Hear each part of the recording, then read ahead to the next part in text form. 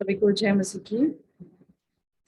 परमेश्वर के बहुमूल्य वचन को लेके हम एक दूसरे से बात कर पा रहे हैं, मैं बहुत धन्यवादी हूँ।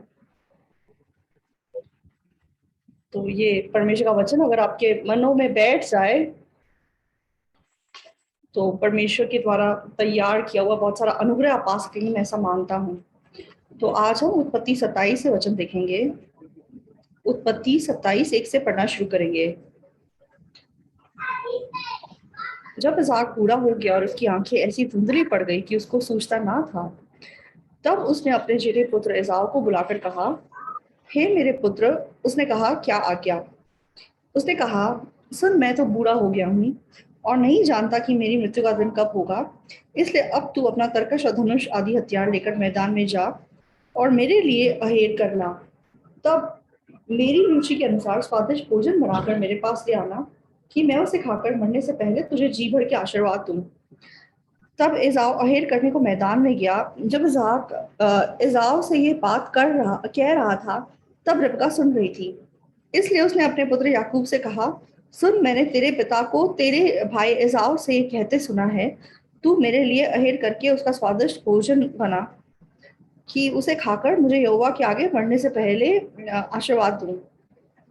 इसलिए अब हे मेरे पुत्र, मेरी सुन और ये आज्ञा मान कि बकरियों के पास जाकर बकरियों के 2 अच्छे अच्छे बच्चे ले आ और मैं तेरे पिता के लिए उसकी रुचि के अनुसार उसके उनके मांस का स्वादिष्ट भोजन बनाऊंगी। तब तू उसको अपने पिता के पास ले जाना कि वह उसे खाकर मरने से पहले तुझको आशीर्वाद दे।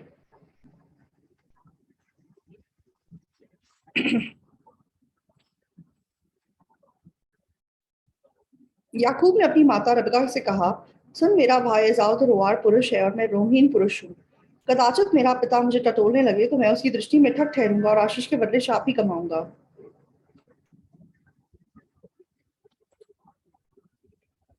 उसकी माता ने उससे कहा, हे मेरे पुत्र, श्राप तुझ पर नहीं मुझी पर पड़े। तू केवल मेरी सुन और वो बच्चे मेरे पास ले आ। तब याकूब जाकर उनको अपनी माता के पास ले आया और माता ने उसके पिता की रुचि के अनुसार स्वादिष्ट भोजन बना दिया।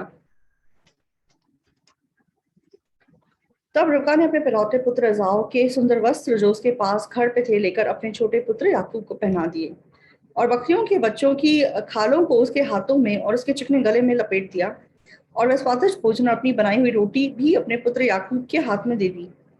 तब वह अपने पिता के पास गया और कहा, हे मेरे पिता।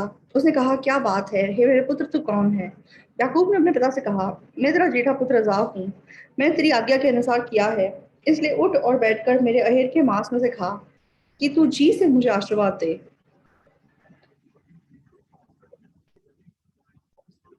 इसहाक ने अपने पुत्र से कहा, हे मेरे पुत्र, क्या कारण है कि वह तुझे इतनी जल्दी मिल गया? उसने उत्तर दिया, तेरे परमेश्वर यहोवा ने उसको मेरे सामने कर दिया। फिर इसहाक ने याकूब से कहा, हे मेरे पुत्र, निकट आ, मैं तुझे टटोल कर जानूं कि तू सचमुच मेरा पुत्र एसाव है कि नहीं। तब याकूब अपने पिता इसहाक के निकट गया और उसने उसे टटोल कर कहा, बोल तो याकूब का सा है, पर हाथ एसाव ही के जान पड़ते हैं। और उसने उसको नहीं पहचाना क्योंकि उसके हाथ उसके भाई के से रोंआट थे, अतः उसने उसको आशीर्वाद दिया। 23 तक पढ़ा। तो सभी को जय मसीह की।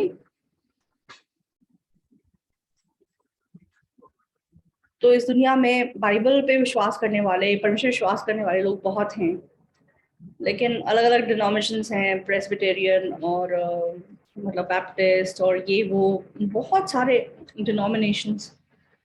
अपने हिसाब से वो लोग अपने पूरे मन से बाइबल को पढ़ते हैं और अपने मन से मतलब उस पर विश्वास करते हैं। तो मैं भी बचपन से मैं गांव में पैदा हुआ था और संस्थान में हमारा एक चर्च था, वो चर्च में अटेंड करता था। तो जैसा मतलब मैं उस चर्च को अटेंड कर रहा था, अपना जीवन जी रहा था। तो 1915 में कोरिया में युद्ध हुआ और मेरी माँ तब गुजर गई। 1 महीने के बाद मेरे भाई फौज चले गए और मेरे पिताजी भी युद्ध में मतलब कुछ सपोर्ट का काम करते थे, तो वो भी चले गए। तो हमारे घर में मेरी माँ, मेरे पिताजी और मेरे बड़े भाई, तीनों बड़े लोग गायब हो गए, खत्म, मतलब मेरे घर पे नहीं रहे। और मेरी बड़ी दीदी 15 साल की थी, छोटी दीदी 13 साल की, और मैं मतलब 7-8 साल का था, और एक छोटा भाई 4 साल का था। तो हम सिर्फ बच्चे बच्चे थे और हम बहुत बार भूखे सो जाते थे। तो एक बार रात को हमें अजीब सी आवाज आई, और जब मैंने उठ के देखा, मैंने देखा कि मेरी सबसे बड़ी दीदी जो है वो अकेली बैठ के रो रही है।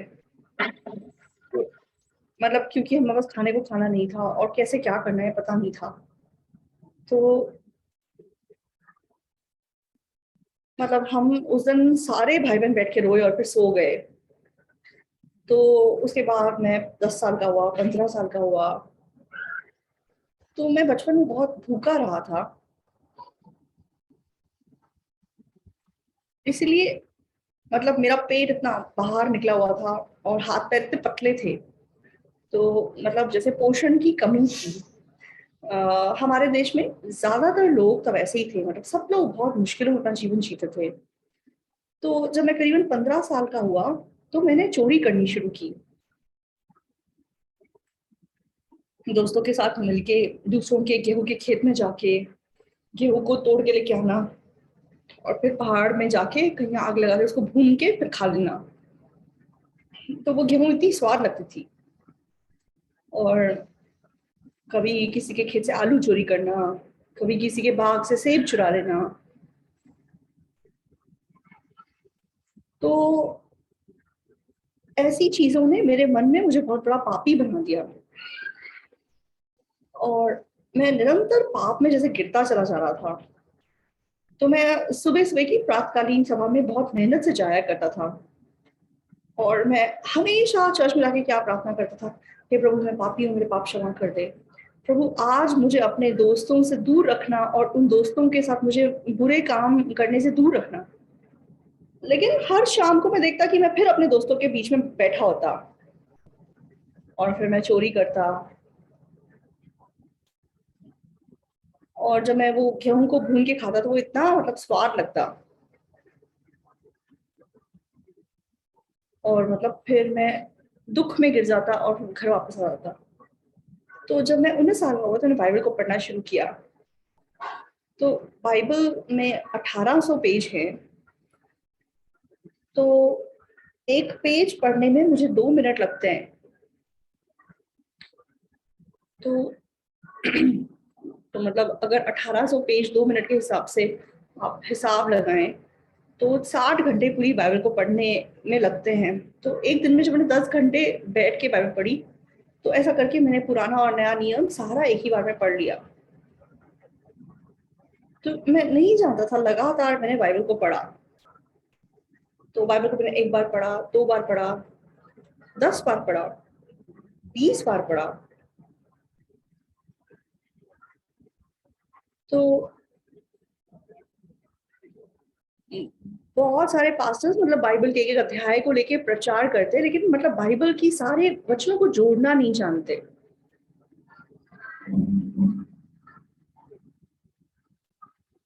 तो एक दिन मतलब जैसे मैं बाइबल को पढ़ रहा था, 1962 की बात है, मेरे मन में जैसे एक विश्वास आया कि यीशु मसीह ने मेरे सारे पाप धो दिए हैं।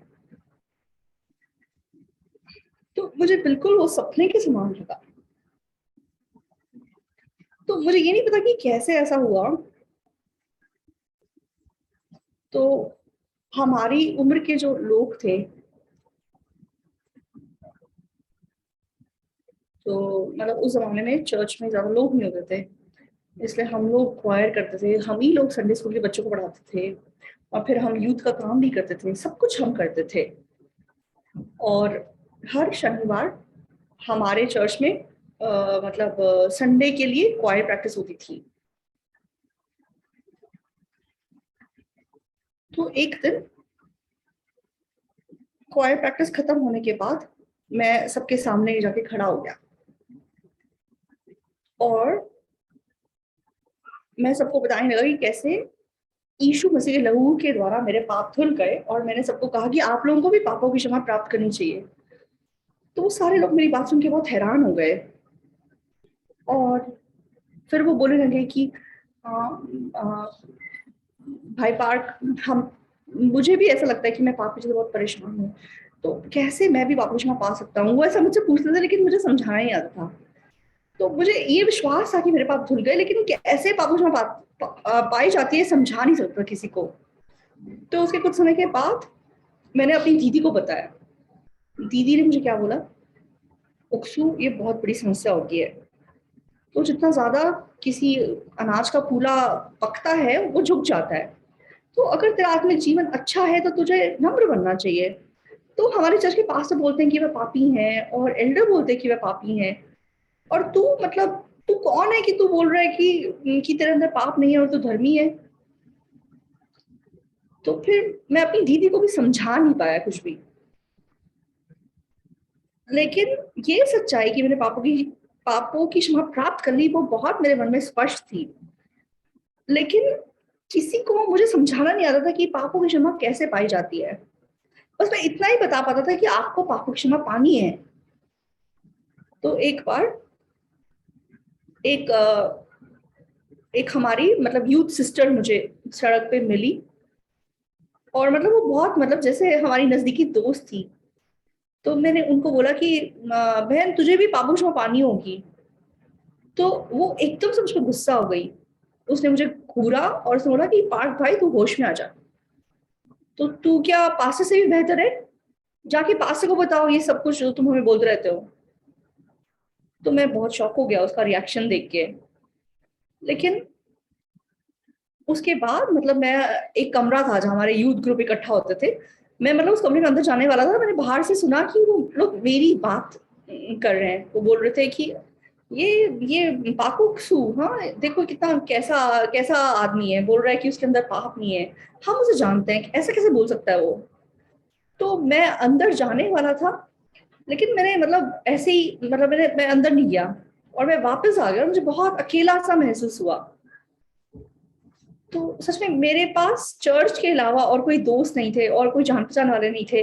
लेकिन जब चर्च के लोगों ने मुझे ऐसे अपने आप से अलग करना शुरू कर दिया, तो मैं बहुत दुखी हो गया। और उसके अगले संडे मतलब जो हमारे चर्च के पास्टर थे, उन्होंने बोला कि पाकोक्सू को आज होली कम्युनियन में भाग लेने की इजाज़त नहीं है, क्योंकि उसने संडे को मतलब बस में सफ़र किया है। तो मैंने कहा, "पास्टर, आपकी बेटियाँ भी तो मतलब रोज़ सैटरडे को देगू से आती हैं और फिर संडे सर्विस के बाद वापस बस में वापस जाती हैं। तो मतलब हर हफ्ते वो ऐसा करती हैं, तो आप मुझे क्यों ऐसा बोल रहे हैं?" मतलब मेरे मेरे मन में ऐसा बोलने का मन था पास्टर को, लेकिन मुझे लगा कि पास्टर को जैसे अच्छा नहीं लगेगा, इसलिए मैंने नहीं बोला। तो सब मतलब चर्च में सबने मुझे अनदेखा करना शुरू कर दिया। तब परमेश्वर के अनुग्रह से मुझे मिशनरी स्कूल में भर्ती होने का मौका मिला, और वहाँ पे एक मतलब बॉर्न अगेन मिशनरी के साथ मैंने रह के बाइबल को सीखना शुरू किया और बाइबल को पढ़ना शुरू किया। तो बाइबल पढ़ते-पढ़ते जो कुछ बातें मुझे बहुत स्पष्ट लगीं, तो कितना भी मैंने बाइबल को पढ़ा, स्पष्ट रूप से लिखा हुआ है कि यीशु मसीह के लहू ने हमारे पाप धो दिए हैं। बाइबल हमें ऐसा बता रही है।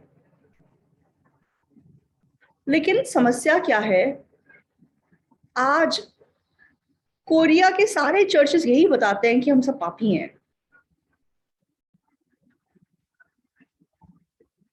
तो बड़े-बड़े बड़े-बड़े मतलब फेमस पास्टर्स हैं, तो जिन चर्चेज़ में लाखों लोग जाते हैं, वो लोग भी यही सिखाते हैं कि हम पापी हैं।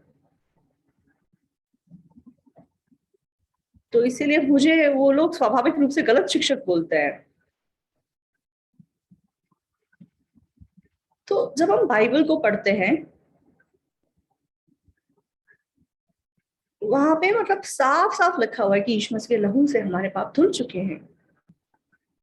तो यीशु मसीह के लहू से अगर हमारे पाप धुल चुके हैं, तो हम धर्मी हैं, ये बिल्कुल सही बात है। और बाइबल में कितनी जगह ये बात दर्ज है। लेकिन समस्या क्या है? सब क्योंकि खुद को पापी कहते हैं, इसलिए जो भी बोले कि मैं धर्मी हूँ, वो गलत शिक्षक बन जाता है। तो मैं बाइबल से लोगों को समझाने की कोशिश करता हूँ, लेकिन बहुत लोग सुनना नहीं चाहते। तो बहुत अद्भुत बात लेकिन क्या है, तो शुरुआत में लोग मुझे गलत शिक्षक बोलते थे, लेकिन जैसे ही कोरोना शुरू हुआ तो दुनिया जैसे बदलनी शुरू हो गई। तो जैसे ही कोरोना शुरू हुआ तो वैसे हम हमेशा कोचक स्काई डोम में मतलब हमारी ईस्टर सर्विस करते थे, लेकिन कोरोना की वजह से हम कर नहीं पाए। तो कोचक स्काई डोम में जब हम करते थे तो वहां पे करीबन 20-30 हजार लोग इकट्ठा होते थे। लेकिन सरकार ने मतलब रोक लगा दी कि कोरोना की वजह से आप वहां मीटिंग कर नहीं पाएंगे, इसलिए अचानक से हमें अपना प्रोग्राम लाइक ऑनलाइन में बदलना पड़ा।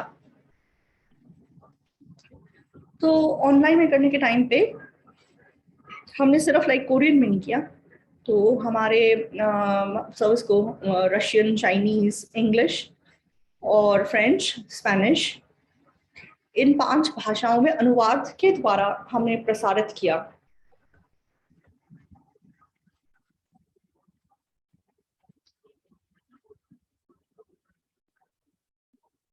तो बहुत ही हैरान कर देने वाली बात क्या थी,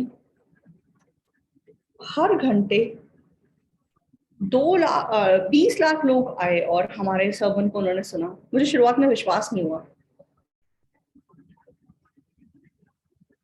तो उसके बाद उसी साल हमने 8 मई से बाइबल सभा करनी शुरू की।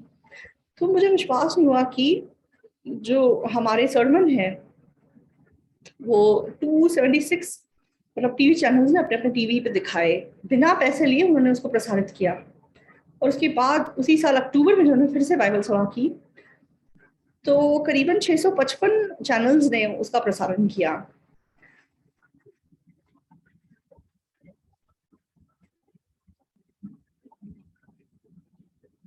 तो किसी मतलब किसी चैनल ने बीच में लाइक प्रसारण को रोक दिया तो व्यूअर्स ने इतना हल्ला मचा दिया कि लगातार ये सभा को दिखाओ। क्यों? क्योंकि बाइबल अगर हमें धर्मी कह रही है तो हम धर्मी है। तो आज हमने उत्पत्ति 27 पढ़ा, तो बहुत लंबा था, इसमें मैंने पूरा अध्याय नहीं पढ़ा, केवल 23 वचन तक पढ़ा। तो अब्राहम ने इसहाक को जन्म दिया और इसहाक ने याकूब नाम का उसका एक बेटा पैदा हुआ। और मतलब इसहाक काफी बूढ़ा हो गया था। तो याकूब के 2 बेटे थे जो कि जुड़वे थे, इसाव और याकूब। तो इसाव एक शिकारी था और वो शिकार करता था, और याकूब मतलब घर में रहने वाला व्यक्ति था। तो एक दिन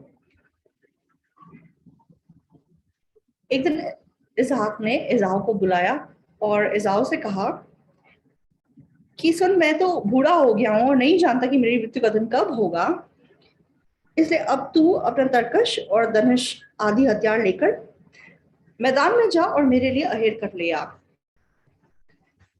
तब मेरी रुचि के अनुसार स्वादिष्ट भोजन बनाकर मेरे पास ले आ, तो मैं खाकर मरने से पहले मतलब जी भर के तुझे आशीर्वाद देना चाहता हूँ। तो इज़ाव ने जब ये बात सुनी, तो जब उसने सुना कि हाँ पिताजी मेरे भाई को ने मुझे आशीर्वाद देना चाहते हैं, तो वो फटाफट से अहेर करने के लिए निकल गया। तो ये बात पीछे से किसने सुन ली? उनकी माँ रिबका ने सुन ली। तो इज़ाव और रिबका मतलब क्या कहते हैं, ट्विंस थे, जुड़वे थे, और रिबका उनकी माँ है। तो इसहाक एसाव को प्यार करता था, लेकिन माँ रिबका याकूब को प्यार करती थी।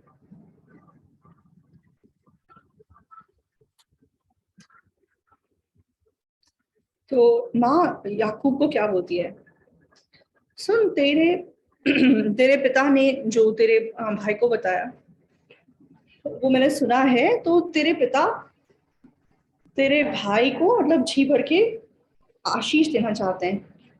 तो तू फटाफट से मतलब 2 बकरी के बच्चे लाकर मुझे दे दे। मैं फटाफट से मतलब स्वादिष्ट भोजन तैयार करूंगी जो तेरे पिता को पसंद है, और तू उसे लेके अपने पिता के पास जा और आशीर्वाद तू ले ले। तो याकूब क्या जवाब देता है? याकूब कहता है, माँ तू क्या बात कर रही है, ऐसा कैसे हो सकता है? तो चाहे मेरे पिताजी आंखों से धुंधले हैं, लेकिन जब वो मुझे हाथ लगा के देखेंगे तो मेरा भाई एजाव रोआर है, तो उसके शरीर के ऊपर कितने बाल हैं, लेकिन मैं रोमहीन व्यक्ति हूँ, तो एकदम से मैं पकड़ा जाऊंगा कि मैं एजाव नहीं हूँ। तो पिताजी मुझे आशीष के बदले श्राप दे देंगे। तो माँ क्या बोलती है, हे पुत्र, तेरा तेरा श्राप तुझ पर नहीं मुझ पर पड़े, तू बस मेरी बात सुनो और वो बकरी के बच्चे मेरे पास ले आ। तो तब याकूब जाकर बकरी के बच्चे ले आता है और फिर वो उसका भोजन बनाती है। तो माँ को पता है ना कि सबसे स्वादिष्ट भोजन पिता को क्या पसंद है। और फिर मतलब वो उसके मतलब उसके बॉडी को लाइक खाल से ढांप देती है और उसे जाओ के कपड़े पहना देती है। तो याकूब खाने को लेता है और पिता के सामने चला जाता है और बोलता है कि पिताजी, मैं तेरा बेटा एजाव हूँ और मैं अहेर करके तेरे लिए स्वादिष्ट भोजन बना के ले आया हूँ। तो पिता को थोड़ा सा अजीब लगा कि ये क्या मतलब होता है, मतलब मतलब शिकार करने गया हुआ व्यक्ति इतना जल्दी कैसे आ सकता है। तो वो क्या कहता है कि तेरे मतलब परमेश्वर ने मेरी मदद की और मैं जल्दी अहेर करके आ गया। तो फिर इसहाक ने याकूब से कहा, हे मेरे पुत्र निकट आ, मैं तुझे टटोल कर जानूं कि तू सचमुच मेरा पुत्र एसाव है कि नहीं। तो जब वो टटोल के देखेगा तो याकूब कांपने लगा, डरने लगा और उसने अपने अपने हाथ आगे बढ़ाए। जब उसने हाथ लगा के देखा, हाँ आवाज तो याकूब की है, लेकिन हाथ तो एसाव कैसे जान पड़ते हैं। ऐसा बोलने के बाद उसने मतलब वो स्वादिष्ट भोजन अच्छी तरह खाया। तो मुझे खाने का बहुत शौक है, इसलिए जब भी खाने की बात शुरू होती है मैं बहुत खुश हो जाता हूँ। तो सब कुछ उसने खाया और फिर अपने बेटे को आशीष दे दिया।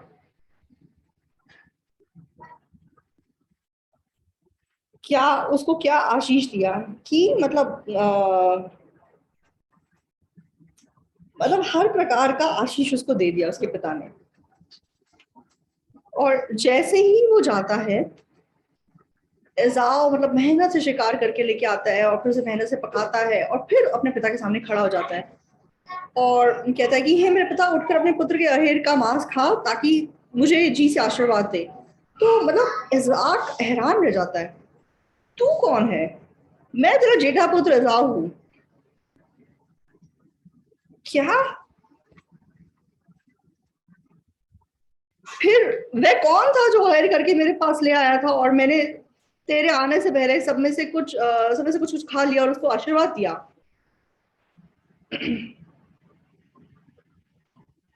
तो इसाव बताता है कि मेरे भाई ने तुझे धोखा दिया है। लेकिन इसाव बोलता है कि मुझे भी आशीष दो, लेकिन इसहाक उसे आशीर्वाद नहीं देता। वो उसे उल्टा श्राप दे देता है कि तू हमेशा अपने भाई के अधीन रहेगा। तो इस बाइबल को पढ़ने के द्वारा बहुत से लोग क्या बोलते हैं, तो बहुत से लोग मुझसे सवाल पूछते हैं, तो याकूब ने झूठ बोला तो फिर क्यों उसको आशीर्वाद मिला, ये क्या मतलब बनता है। तो ऐसा सवाल पूछने वाले लोग हैं, तो मैं हंस के जवाब देता हूँ, हाँ इसका मतलब बनता है। तो जिसने झूठ बोला उसको आशीर्वाद मिलेगी, क्या मतलब है। तो मैं क्या जवाब देता हूँ आप जानते हैं, तो दुनिया में क्या कोई ऐसा है जो झूठ नहीं बोलता। तो अगर झूठ बोलने से आशीर्वाद ना मिलता तो दुनिया में किसी को भी आशीर्वाद नहीं मिलना चाहिए था उस हिसाब से। तो सही है, सही है या नहीं है।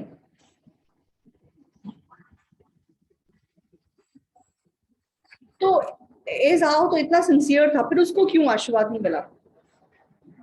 तो एजाव को ऑब्वियसली आशीर्वाद नहीं मिलना चाहिए, क्यों, उसने पिता का बताया हुआ सब कुछ किया। तो फिर मैं क्या बताता हूँ, तो हमारा आशीष पाना अनुग्रह से है, हमारे कामों की कीमत के रूप में हम कभी भी परमेश्वर से आशीर्वाद नहीं पा सकते। तो इफिसियों किताब में क्या लिखा है? तो अनुग्रह ही से तुम्हारा उद्धार हुआ है। अनुग्रह का मतलब क्या है? अनुग्रह का मतलब है कि तुमने कोई कीमत नहीं चुकाई, तुमने कोई पैसा नहीं दिया, तुमने उसके लिए कुछ नहीं किया है। विश्वास ही से तुम्हारा उद्धार हुआ है, अनुग्रह से तुम्हारा उद्धार हुआ है। ये तुम्हारी ओर से नहीं वरन परमेश्वर का दान है। और 9 में बहुत जरूरी बात लिखी है, इफिसियों 2:9, और ना कर्मों के कारण ऐसा ना हो कि कोई घमंड करे। एसाव आशीर्वाद पाने के लिए मेहनत से काम कर रहा था, तो शिकार करना कितना मुश्किल है। तो धनुष और तरकश लेके जाओ और मतलब जंगल में किसी हिरन को देखो और फिर धनुष से तीर मतलब अपना तीर चलाओ, तो मतलब जो हिरन है वो घायल हो जाता है, लेकिन फिर भी वो दौड़ता रहता है। फिर कितनी देर तक उसके पीछे पीछे दौड़ना पड़ता है, और मतलब कितने पहाड़ों और तराइयों से गुजरते गुजरते आपको वो मतलब हिरन अल्टीमेटली लाइक मिलेगा। मतलब हिरन भाग भाग के लाइक घायल हालत में थक जाएगा और गिर जाएगा, और फिर उसको उठाकर पहाड़ों पे चढ़ के मतलब पार करके अगर तुम अपने घर तक आ रहे हो तो कितनी मेहनत करनी पड़ेगी। तो आप में से आप में से किसी को अगर एक हिरन दे दो कि ले जाओ, फ्री में ले जाओ, तो आप फेंक के आ जाएंगे, क्योंकि आपसे उठाया नहीं जाएगा वो अकेले। तो क्या हिरन 2.5-3 किलो का जानवर है? कम से कम मुझे लगता है कि वो मुझसे ज्यादा भारी होगा। अगर वो बच्चा नहीं है तो मुझसे भारी होगा। तो उसको उठाकर मतलब कितने पहाड़ों से गुजरते हुए पैदल आना पड़ेगा, कितना पसीना बहाना पड़ेगा, कोई भी इंसान थक जाएगा। लेकिन जरूरी बात क्या है? तो हम बाहरी रूप से देखें तो हमें लगता है कि हाँ ये गलत है, लेकिन परमेश्वर का नियम क्या है? परमेश्वर के नियम के अनुसार हम कुछ करके आशीर्वाद नहीं पा सकते। परमेश्वर का वचन हमें ये कहता है। आपको ये बात स्पष्ट रूप से सुननी जरूरी है। पापों की क्षमा पाने के लिए या आशीर्वाद पाने के लिए आपको कुछ करना नहीं है,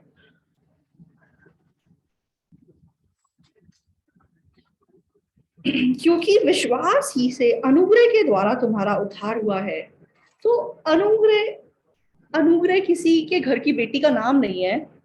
तो आजकल मतलब कोरिया में अनुग्रह नाम लड़कियों को बहुत दिया जाता है। तो अनुग्रह का मतलब होता है फ्री। तो माँ की कोख से बेटी पैदा हुई, मुफ्त में पैदा हुई, वो सही है। तो वो मुफ्त में खा रही है अपने माँ बाप का खाना, वो भी सही है। लेकिन अनुग्रह क्या है? अनुग्रह मतलब कोई कीमत इन्वॉल्व नहीं है, कोई उसकी कीमत नहीं है। आप लोग ध्यान से मेरी बात सुनिए। तो हमारा आशीष पाना या हमारे पापों की क्षमा पाना या हमारा स्वर्ग जाना, तो वो सारी चीजें परमेश्वर के द्वारा हम जो भी प्राप्त करते हैं वो सब कुछ अनुग्रह से है। परमेश्वर अनुग्रह से हमें देता है। तो अनुग्रह का अर्थ क्या है? अनुग्रह का मतलब है कि उसकी कोई कीमत नहीं है। तो आज बहुत सारे चर्च, हाँ, अगर मैं ज्यादा चंदा दूंगा तो मुझे आशीष मिलेगा, अगर मैं वफादारी से परमेश्वर की सेवा करूंगा तो मुझे आशीर्वाद मिलेगा। तो चर्च में ऐसे सिखाया जाता है। तो उत्पत्ति 27 में याकूब और एसाव की कहानी में हमें स्पष्ट रूप से समझाया गया है। परमेश्वर इन वचनों के द्वारा चाहे हमें बहुत कुछ बताना चाहता है, लेकिन परमेश्वर अपने मन की बात हमें बताता है। परमेश्वर कभी हमसे ऐसी बात नहीं बोलता जो उसके मन में ना हो। तो सबसे जरूरी बात क्या है?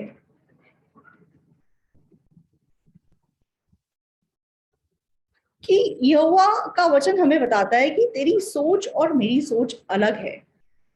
तो तेरा मार्ग और मेरा मार्ग अलग है। तो आप मेरे पीछे बोलिए, यशाया 55 का 8।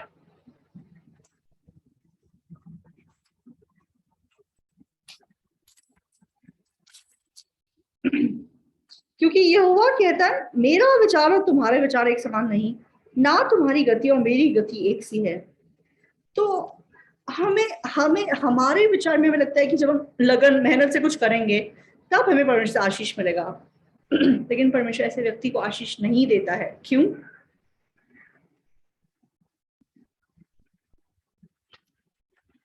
तो परमेश्वर जब हमें आशीष देता है तो मान लो मैं आपके घर आता हूँ और मैं पूरे दिन आपकी एक दीवार बना के देता हूँ आपको, तो आप मुझे कुछ पैसे देंगे या थोड़ा खाना देंगे या कुछ देंगे, राइट? लेकिन परमेश्वर ऐसे नहीं करता। परमेश्वर जो भी हमें देता है बिना कीमत के, फ्री में हमें देता है। तो हमें उसके लिए कोई कीमत चुकाने की या मेहनत करने की या उसके लिए कुछ भी करने की जरूरत नहीं है। तो प्रभु हमारे कामों की कीमत के रूप में हमें कुछ भी देना नहीं चाहता। अनुग्रह का अर्थ है बिना किसी कीमत, बिना किसी कीमत, मुफ्त में जो चीज हमें मिलती है वो अनुग्रह है। आमीन। तो आप बोलेंगे परमेश्वर मैंने ये किया, आप मुझे आशीष दीजिए, मैंने प्रचार किया, मुझे अनुग्रह दीजिए। लेकिन परमेश्वर कहता है कि नो, देखिए मेरी ओर देखना भी मत।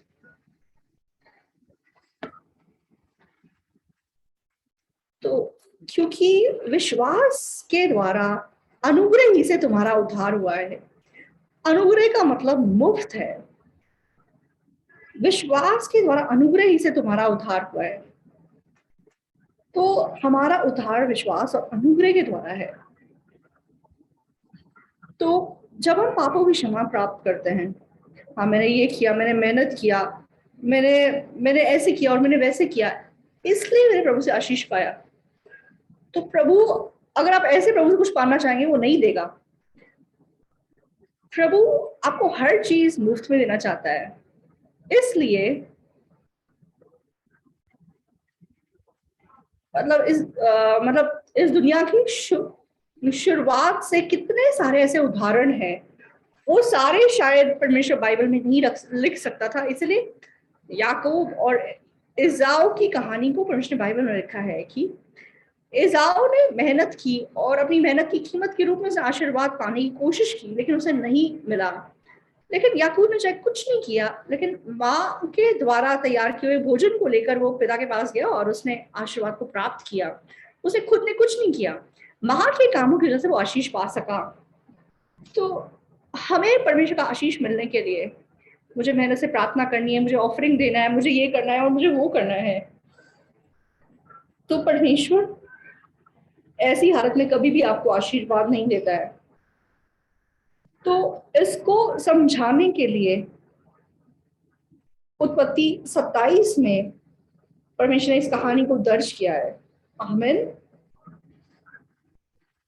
लेकिन आज बहुत सारे पास्टर्स, हाँ परमेश्वर से आशीष पाने के लिए मुझे व्यवस्था का पालन करना पड़ेगा, मुझे लगन से परमेश्वर की सेवा करनी पड़ेगी। तो जहां आपके काम की कीमत मतलब शामिल है तो फिर वो अनुग्रह नहीं है। इफिसियों 2:8 में क्या लिखा है? क्योंकि विश्वास के द्वारा अनुग्रह ही से तुम्हारा उद्धार हुआ है। तो जब तुमको प्रभु को आशीष देना है, वो बिना किसी कीमत के, बिना उसके उसके जगह तुमसे कुछ मांगे हुए तुम्हें देता है। तो काम करने वाले के लिए उसकी मजदूरी देना दान नहीं, हक समझा जाता है। वरन जो काम ना करे, वरन भक्तिहीन के धर्मी ठहराने वाले पर विश्वास करे, तो उसका विश्वास उसके लिए धार्मिकता गिना जाता है। तो रोमियो 4:4 में लिखा है कि काम करने वाले के लिए उसकी मजदूरी देना दान नहीं है, उसका हक है। सही है। तो अपने काम करके उसकी मतलब सैलरी मिलना वो तुम्हारा हक है। तो तुमने कोशिश की, तो मतलब तुम्हारी मजदूरी तुम्हारा हक है, लेकिन अनुग्रह क्या है, दान क्या है? तुमने कुछ नहीं किया, लेकिन फ्री में जो तुम्हें दिया जाता है वो अनुग्रह है। इसलिए परमेश्वर कभी भी हमारे पापों की क्षमा या आशीष हमारे कामों की कीमत के रूप में हमें नहीं देता है। तो चाहे हमने कुछ नहीं किया है, तो बच्चा जो अपनी माँ की कोख से पैदा होता है, तो क्या वो एक मुट्ठी में सोने का टुकड़ा या मोती पकड़ के लेके आता है कि माँ ये ले लो और मुझे खाना खिलाना और मुझे पालना? तो खाली हाथ आता है, लेकिन माँ उसको खिलाती है, उसको पहनाती है, उसको दूध पिलाती है, उसके लिए सब कुछ करती है। लेकिन वो छोटा बच्चा अपनी माँ को कुछ नहीं देता, उसे कुछ देने की जरूरत नहीं है। आमेन, समझ रहे हैं? तो जब हम मनुष्य को पैदा होने के टाइम से परमेश्वर ने अनुग्रह का मतलब सिखाया है। तो एक बार मैंने आपको बताया था कि मैं अपने बेटा बेटी और अपने पति के साथ हम मतलब कहीं जा रहे थे, इसलिए हम टैक्सी में कहीं मतलब सफर कर रहे थे। तो जब मैं टैक्सी में बैठा तो मैंने टैक्सी ड्राइवर से पूछा कि देगू स्टेशन तक टैक्सी का किराया कितना आएगा? तो उसने बोला कि 1000 वॉन आएगा। तो मैंने कहा अच्छा। तो तो मैंने कहा कि ठीक है, 250 वॉन मैं दूंगा, माँ 250 वॉन देगी, अनसुख 250 वॉन देगी और यंगुक तुम 250 वॉन देना, फिर मतलब किराया पूरा हो जाएगा। तो मेरा बेटा क्या बोलने लगा, नहीं पिताजी आपको देने पड़ेंगे। मैंने कहा तुम टैक्स में तुम अपने पैसे दो, मैं क्यों तुम्हारे पैसे दूं? नहीं आपको देने होंगे पैसे। तो मैंने कहा मुझे क्यों देने होंगे, तुम टैक्सी में बैठे हो। तो मेरा बेटा बोलता है कि पिताजी आप मेरे पिता हैं। तो फिर मैं हार गया और मतलब मैंने वो सारे पैसे दे दिए। तो क्या मैं सच में अपने बेटे से एक्सपेक्ट करता था कि मैं टैक्सी का किराया दे? मैं मजाक कर रहा था। मैं जब अपने बेटे को लेके कहीं जाता हूँ तो वो किराया नहीं देता है, मैं ही उसका किराया देता हूँ। तो परमेश्वर के प्रति मैं बहुत धन्यवादी हूँ। परमेश्वर ने पैदा होने से हमें अनुग्रह का मतलब समझाया है। इसलिए अपने माँ बाप से किसी मतलब कीमत के बिना हम दूध पीते हैं, बाद में उनके द्वारा दी गई ब्रेड खाते हैं, माँ बाप नहलाते धुलाते हैं, साफ करते हैं। तो कोई माँ बाप अपने बच्चे से उसकी कीमत नहीं लेता। आप सब अपने माँ बाप के हाथों ऐसे बड़े हुए हैं। तो जैसे मनुष्य अपने माँ बाप से अपने कामों की कीमत नहीं, अनुग्रह पाता है। आमेन, ये अनुग्रह है। तो ये हमें सिखाया गया है। तो जब मैं बाइबल को पढ़ता हूं तो हमारी पापों की क्षमा अनुग्रह है।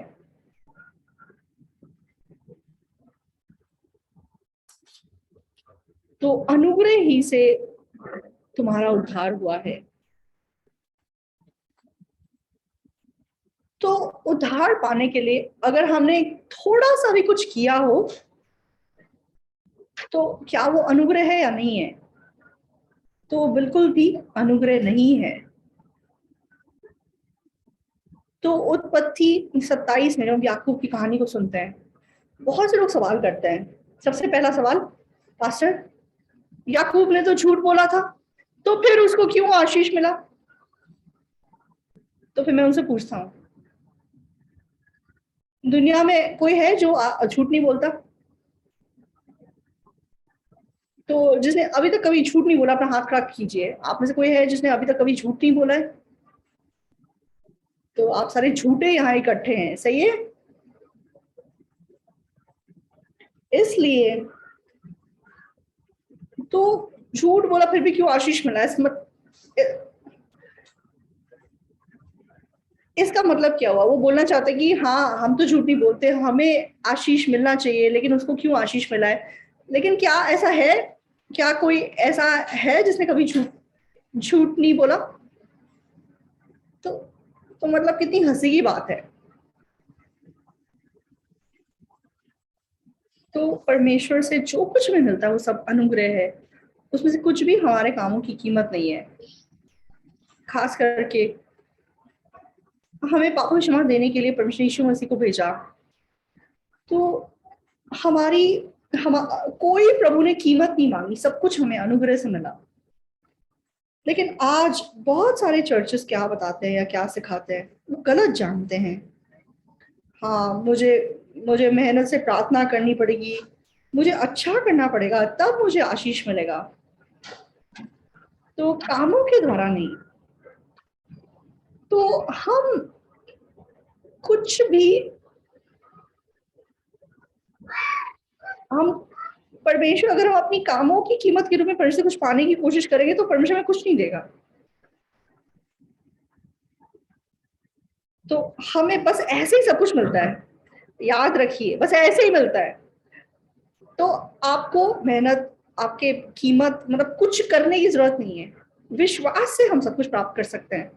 क्या विश्वास से? ये विश्वास से कि हमें अनुग्रह से सब कुछ मिलता है, अनुग्रह पे विश्वास करना। पापों की क्षमा अगर हम कुछ देकर लेने की कोशिश करेंगे, परमेश्वर नहीं देगा। बिना कीमत के अनुग्रह से वो हमारे पापों को क्षमा करता है, वो ऐसा परमेश्वर है। तो काम करके कुछ पाना आसान है या फ्री में कुछ पाना आसान है? तो अनुग्रह से कुछ पाना आसान है, राइट? लेकिन हम लोग को आदत है दुनिया की, कि दुनिया में सब कुछ मतलब कुछ ना कुछ करके मिलता है। तो जब हम तो इसलिए हम अनुग्रह से पाने के यूज्ड टू नहीं होते। लेकिन परमेश्वर, क्योंकि परमेश्वर है, तो वह हमारे कामों की कीमत के रूप में हमें कुछ देना नहीं चाहता, वो फ्री में हमें देना चाहता है। तो इसीलिए हमारे पापों की कीमत के लिए प्रभु कभी भी हमारे मतलब क्या कहते हैं, परमेश्वर हमसे कीमत नहीं मांगता। बहुत लोग बोलते हैं कि हाँ, मैं चर्च जाता हूँ, मैंने प्रार्थना किया, मैंने ये किया और वो किया, तभी परमेश्वर मुझे आशीष दिया, मैंने बहुत अच्छे काम किए, मैंने बहुत ऑफरिंग दिया, इसलिए मैंने आशीष पाया। तो वो अनुग्रह नहीं है, वो कीमत है, इसलिए वो गलत है। लेकिन आज बहुत सारे लोग चाहे चर्च जाते हैं, तो कुछ लोग 10 साल, 20 साल, 50 साल में चर्च जाते हैं, लेकिन हमारी नजरों में कोई ऐसा नहीं है जिसने पाप नहीं किया, राइट? सही है। तो पापों की क्षमा में कैसे प्राप्त हो सकती है? तो पापों की कीमत आपको कैसे मिल सकती है, मतलब पापों की क्षमा आपको कैसे मिल सकती है? अनुग्रह से मिल सकती है। तो दोबारा से इफिसियों 2:8,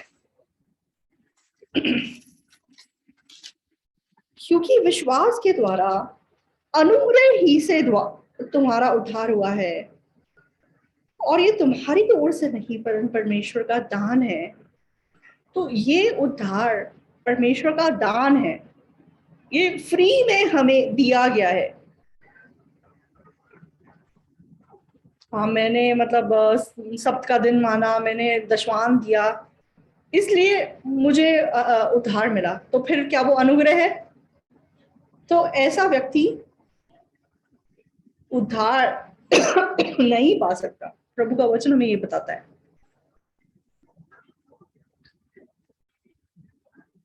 लेकिन हमारी ये जो सोसाइटी है आज की, शैतान ने मतलब हमारे मन में बिल्कुल टेढ़ा मन डाला हुआ है। तो मतलब हमें भूख लगी है, तो हमें खाना, पैसे देके कुछ खाने को खरीदना पड़ेगा, इसलिए मतलब हमें आदत है हर चीज की कीमत देने की। लेकिन सच में परमेश्वर की दुनिया में अगर हम किसी चीज की कीमत देते हैं, तो फिर वो अनुग्रह नहीं है, वो काम है। क्योंकि विश्वास ही से तुम्हारा उद्धार हुआ है, और ये तुम्हारी ओर से नहीं वरन परमेश्वर का दान है। ये तुम्हारी ओर से नहीं वरन परमेश्वर का दान है। 9 में क्या लिखा है? और ना कर्मों के कारण, ऐसा ना हो कि कोई घमंड करे। तो पापों की क्षमा के लिए अगर आपके काम शामिल हैं, तो फिर आपको नहीं मिल सकता। पापों की क्षमा बिना कुछ किए हमें प्राप्त होनी चाहिए। हमें कुछ नहीं करना, केवल हमें विश्वास से सच्चाई को स्वीकार करना है कि यीशु मसीह ने हमारे पाप धो दिए हैं। तो आज बहुत सारे लोग बहुत ही मतलब रिलीजियस मन रखते हैं। हाँ, हमें 10 आज्ञाओं को मानना है, हमें दब्त को मानना है, तब हमें आशीष मिलेगा। तो ऐसे लोग सोचते हैं और ऐसा सिखाते हैं। इसीलिए लोगों को लगता है कि पापों की क्षमा के लिए हमें कुछ करना होगा, तभी हमारे पाप धुल सकते हैं। तो जापान में मेरे चाचा जी रहते थे। तो मेरे चाचा जी कुछ 10 साल पहले गुजर गए। तो कोरिया में जब युद्ध हुआ था, तो युद्ध खत्म होने के बाद जब वो वापस आए, तो हिरोशिमा में मतलब उन्होंने मेरी क्या कहते हैं, मेरी चाची से शादी की और वहां पे उनके 3 बच्चे हुए और वो मतलब खुशी से वहां पे जी रहे थे। तो मेरे चाचा जी एक जापानीज धर्म है उसको मानते थे। तो कुछ अजीब सा मतलब वो धर्म है, कुछ जादू टोने टाइप वाला। तो मेरे मेरे बड़े भाई गुजरने से पहले वो उद्धार पाके गुजरे। वो मेरे बड़े भाई कैंसर से गुजरे थे। तो वह मतलब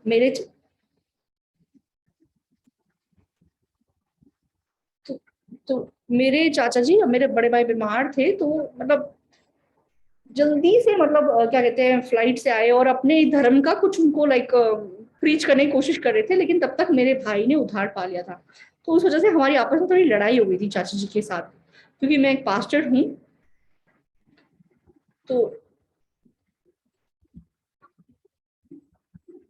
तो मतलब एक्चुअली मेरे चाचा जी के जो बच्चे हैं वो मुझसे काफी छोटे हैं। तो मैं कभी कभी मतलब उन छोटे मतलब कजन्स को लाइक प्रीच करता था। तो मेरे चाचा जी इतने मतलब गुस्सा होते थे और वो मतलब सिगरेट पीते रहते साइड पे बैठ के, उनको बहुत गुस्सा आता था। तो मतलब हमारा ऐसा कुछ रिश्ता था। तो मैं उनको बॉर्न अगेन बुक देता था जापानीज में लिखी हुई। तो वो मतलब उसको छीन लेते थे और बेड के नीचे फेंक देते थे। तो वो बिल्कुल नहीं चाहते थे कि मेरे उनके बच्चे लगी चीजेस पे यीशु मसीह में विश्वास करें। तो जब जब हमारा कोई प्रोग्राम होता था जापान में, तो मैं अपने कजन्स को बुलाता था, लेकिन वो अपने पिता से बहुत डरते थे, इसलिए वो मतलब मुश्किल से आते थे। तो मेरे जो चाचा जी थे, उनके लाइफ में एक प्रॉब्लम आई।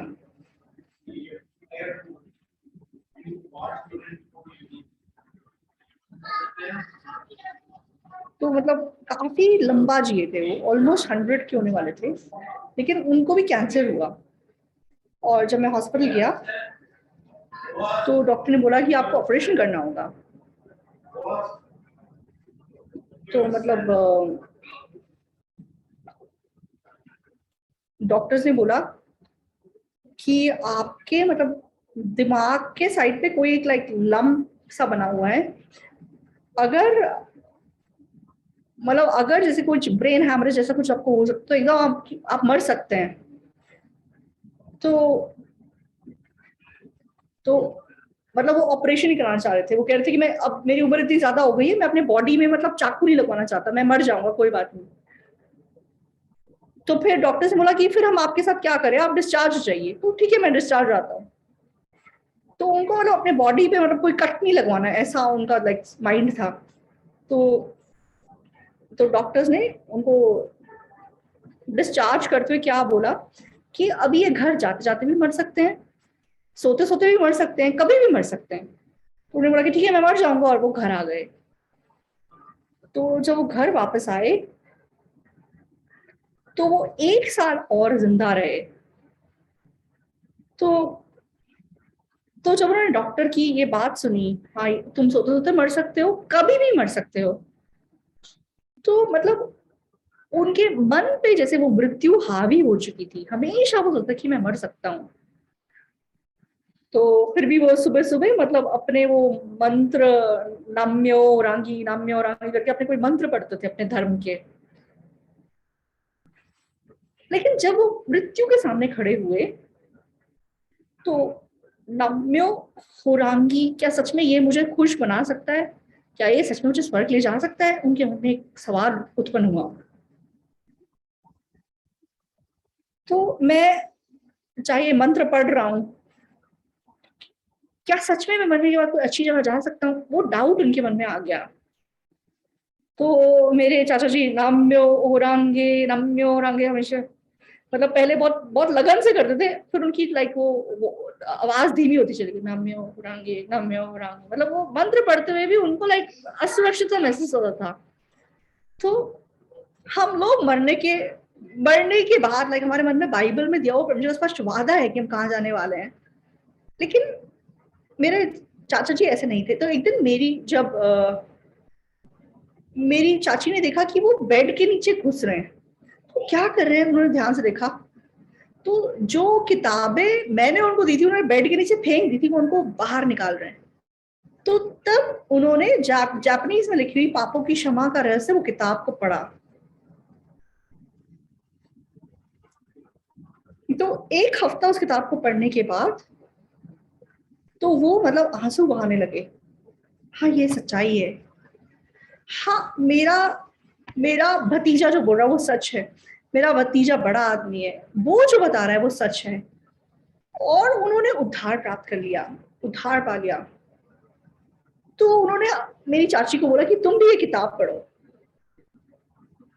तो मेरे सारे कजन्स भी बहुत बहुत खुश हुए।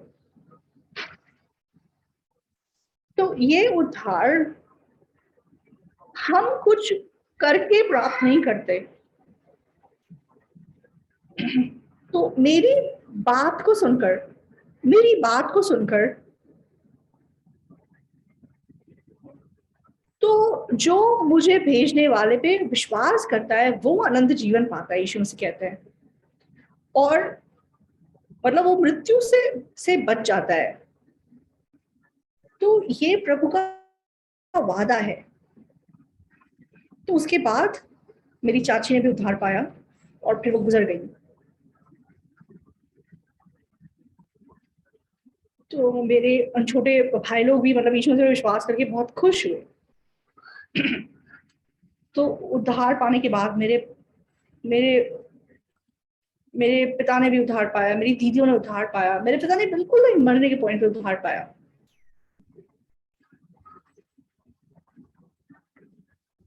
तो तो तब मेरा जो गांव का घर था वो मतलब अच्छा नहीं था, उसको रिपेयर करने के लिए बहुत पैसा चाहिए था, और मेरे चाचा जी लाइक बहुत पैसा कमाते थे।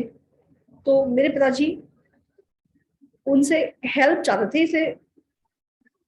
लेकिन मेरे चाचा जी बिल्कुल लाइक जापानीज स्टाइल के व्यक्ति थे, नहीं मैं नहीं हेल्प कर सकता। तो मेरे पिता काफी मतलब थोड़े दुखी हो गए। लेकिन बाद में मेरे मेरे क्या कहते हैं, मेरे उसने क्या कहा, मेरे चाचा जी ने कहा कि मतलब मेरे बड़े भैया को बोला कि तुम हम मेरे यहाँ आ जाओ, मैं तुम्हें काम दूंगा और तुम्हें तनख्वाह दूंगा। और उस जमाने में जापानीज में लाइक जो लेबर कॉस्ट था वो कोरिया के तुलना में 10 गुना ज्यादा था, इसलिए मतलब जापान जाके तुम 6 महीने काम करो, तुम बहुत पैसे कमा सकते थे। तो मेरे भाई मतलब जापान चले गए। और जापान जाने से पहले मेरे भाई ने मुझे बोला कि इतने साल से मैं पिता की देखरेख कर रहा हूँ, लेकिन अब मैं मतलब जा रहा हूँ, इसलिए तुम पिता की देखरेख करो। तो मैंने कहा कि मैं भी सच में पिता को अपने साथ रखना चाहता था। तो लेकिन मेरा घर छोटा था, या मतलब हमारी हालात अच्छे नहीं थे, लेकिन मैंने कहा कि अगर मुझे मौका मिलेगा मैं जरूर पिता को अपने साथ रखना चाहता हूँ। तो जिस दौरान पिताजी मेरे साथ रह रहे थे तब मेरे पिताजी को जैसे पेट में अल्सर हो गया।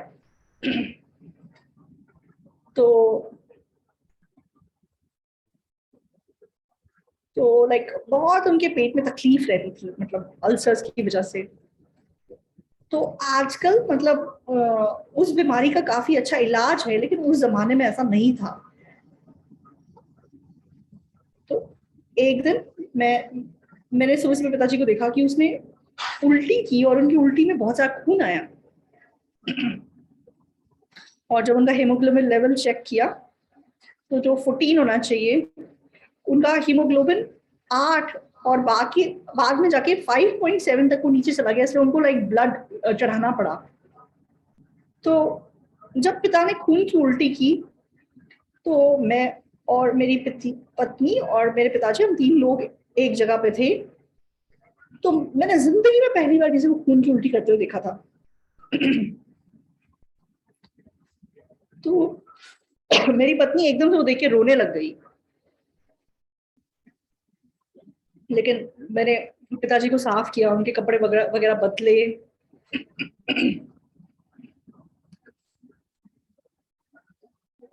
और मैंने पिता से कहा कि पिताजी, अभी हमारे बड़े भाई भी नहीं है, लेकिन मान लो कि आपको अगर कुछ हो जाता है तो हम आगे को आपकी आवाज कभी सुनना चाहेंगे, इसलिए मैं आपकी आवाज को रिकॉर्ड करके रखना चाहता हूँ।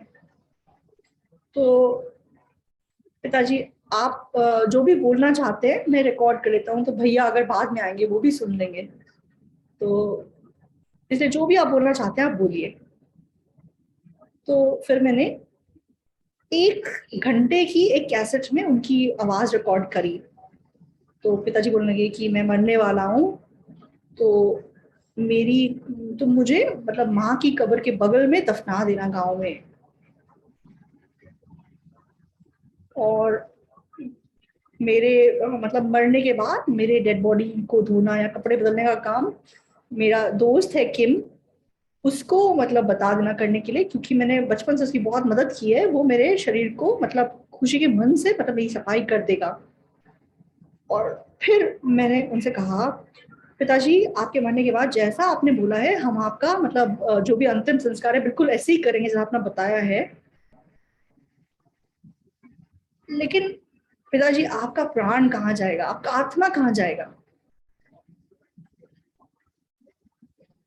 तो पिताजी ने कुछ नहीं बोला। तो एकदम से उन्होंने गहरी सांस भरी,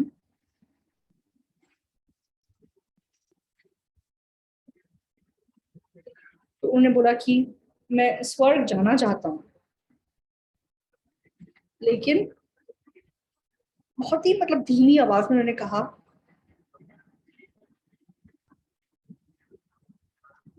अब बहुत देर हो चुकी है। तो सच में मैंने अगर कोई अच्छे कर्म किए होते तो मैं शायद जा सकता।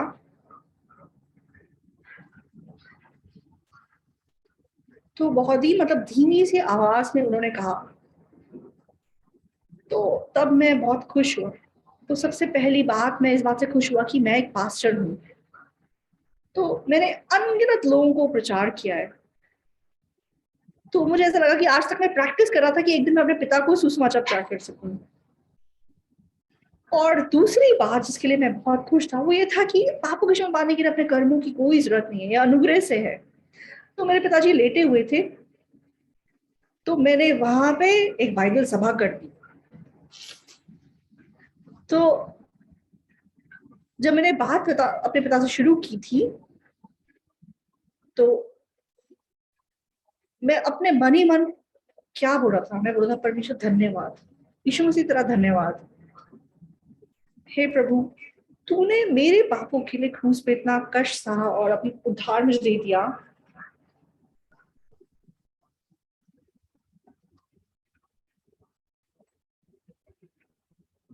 तो मेरे भाई क्या कहते हैं, एकदम से पिताजी जब बीमार हो गए तो जापान से वापस आने की कोशिश कर रहे थे, लेकिन उनको फ्लाइट टिकट नहीं मिली। तो वो बोट में पहुंचे, और जब तक वो बुसान पोर्ट पे पहुंचे, तो बुसान में पोर्ट पे पहुंचने के बाद मतलब रात हो गई, तो उन्होंने बोला कि आपको बोट से उतरने नहीं देंगे, कल सुबह आपको उतारेंगे। तो मेरे भाई मतलब इतना अर्जेंटली आना चाहते थे कि वे मतलब पानी में मतलब डूब कर तैर कर आना चाहते थे। लेकिन जब तक मेरे भाई लाइक पहुंचे तब तक पिताजी गुजर चुके थे। तो सबसे ज्यादा मेरे भाई दुखी हुए कि मैं मतलब लास्ट मोमेंट पर उनको मिल नहीं पाया। तो वो लगातार क्या बोलते कि मैं मतलब बहुत ही निकम्मी संतान हूँ, निकम्मी संतान हूँ। लेकिन मैं अपने मन में क्या बोला था कि मैं सबसे वफादार संतान हूँ। क्यों? क्योंकि मैं अपने पिता की अगुवाई सर तक कर सका। तो उस हादसे के द्वारा परमेश्वर ने मेरे पिता को उद्धार दिया, मैं बहुत धन्यवादी था। और फिर अपने मैंने मतलब एक एम्बुलेंस ली और उनको मैं संस्थान तक ले गया। तो अगले दिन जिस दिन मेरे पिताजी मरे, उस दिन पिताजी क्या बोलने लगे कि अरे कल तुम एम्बुलेंस में मुझे लेके आए, मैं बहुत आराम से यहाँ पहुंच गया। और मुझे बोलने लगे कि तुम मतलब प्रभु के कोई गीत मेरे लिए गा सकते हो। तो हम मतलब उनके लिए हिम्स गाने लगे। और फिर मेरे पिताजी बोलने लगे कि अपने मेरे ये दोस्त को बुला के लेके आओ। तो फिर उनके दोस्त आ गए। तो मेरे पिताजी अपने दोस्तों को बोलने लगे कि मैं मेरे मेरे मेरे बेटे जिस यीशु पे विश्वास करता है, मैं उस यीशु पे विश्वास करके अब मैं स्वर्ग जा रहा हूँ। तो तुम मेरे इतने अच्छे दोस्त हो, हम बचपन से साथ रहे हैं, तो मैं तुमसे आगे स्वर्ग जा रहा हूँ। मैं तुम्हारे लिए वहां जगह तैयार करके रखूंगा। तुम भी मेरे छोटे बेटे, मेरा छोटा बेटा जिस यीशु के बारे में बताता, तुम भी उस पर विश्वास करो और तुम भी स्वर्ग आना। और उसके बाद मेरे पिताजी कुछ ही देर में उनकी सांस रुक गई। तो जब उनका फ्यूनरल हो रहा था, मेरे मेरे बड़े भाई इतने दुखी थे। मैं बहुत निकम्मी संतान हूँ, मैं बहुत निकम्मी संतान हूँ, वो लगातार ये बोल रहे थे। लेकिन मैं मन ही मन बोल रहा था कि मैं सबसे वफादार संतान हूँ।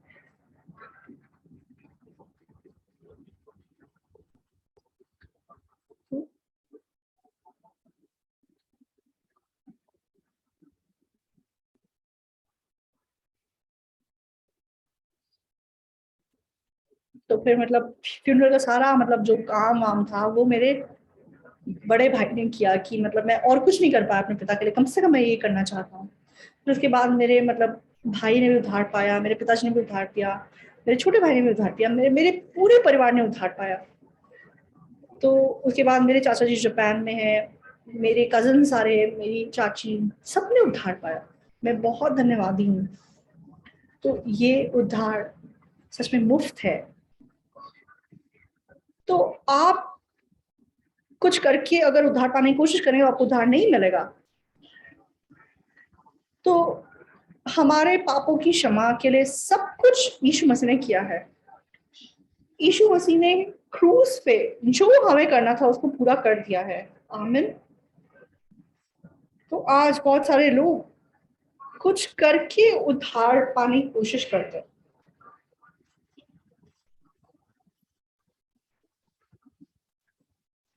तो यीशु मसीह ने